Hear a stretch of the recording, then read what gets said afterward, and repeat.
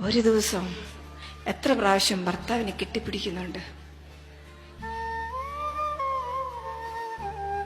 ചിന്തിക്ക്. ഒരു ദിവസം എത്ര പ്രാവശ്യം മുത്തം കൊടുക്കുന്നുണ്ട്? ചിന്തിക്ക്. ഇന്ന് നേരം വെളുത്ത് എഴുന്നേറ്റോട്ട് വന്നപ്പോ ഭർത്താവിനെ നോക്കി പുഞ്ചിരിച്ചിട്ടാണോ വന്നത്? ചിന്തിക്ക്. പരസ്പരം ഭർത്താവിനെ നോക്കി ചിരിച്ചിട്ട് എത്ര നാളായി? ഭർത്താവിന്റെ തെറ്റിൽ എവിടെയാണ് മുടി നരച്ചിരിക്കുന്നത് നിങ്ങൾ കണ്ടിട്ട് എത്ര നാളായി? എവിടേക്കാ മുടി നരച്ചിരിക്കുന്നത് നിങ്ങൾ കണ്ടോ? നിങ്ങളുടെ മുഖം നോക്കിയോ? ആ കണ്ണുകൾ എവിടേക്കാ പാടുകൾ വീണ് നിങ്ങൾ ശ്രദ്ധിച്ചിട്ടുണ്ടോ?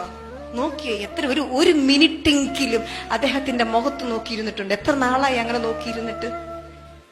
എന്തിനാ കല്യാണം കഴിച്ച? ഇതിനൊന്നും അല്ല എങ്കില്. ഇതൊക്കെയാണെന്നേ ജീവിതത്തിന്റെ ത്രില്ലെന്ന് പറയുന്നേ. ഇതൊക്കെയാണെന്നേ ജീവിതത്തിന്റെ രസം. ഇതിനു വേണ്ടിയിട്ടാണെന്നേ നമ്മൾ ജീവിക്കണേ. ഇത് കൂടിച്ചേരുമ്പോ കിട്ടുന്ന ഒരു സുഖം, ഒരു ഹാർമണി, ഒരു ഇന്റിമസി ഉണ്ട്. ഇതില്ലാതെ നമ്മൾ നോമ്പ് നോറ്റിട്ട് എന്താണെന്നേ? കുടുംബത്തിൽ ഈശ്വരനുണ്ട്, ഭർത്താവിന്റെ ഹൃദയത്തിൽ ഈശ്വരനുണ്ട്. ആ ഹൃദയം വേദനിപ്പിച്ചിട്ട് പിന്നെ ഇവിടെ വന്നിരുന്ന തിരിച്ചറിയ. ആരെയും വേദനിപ്പിക്കല്ലേ.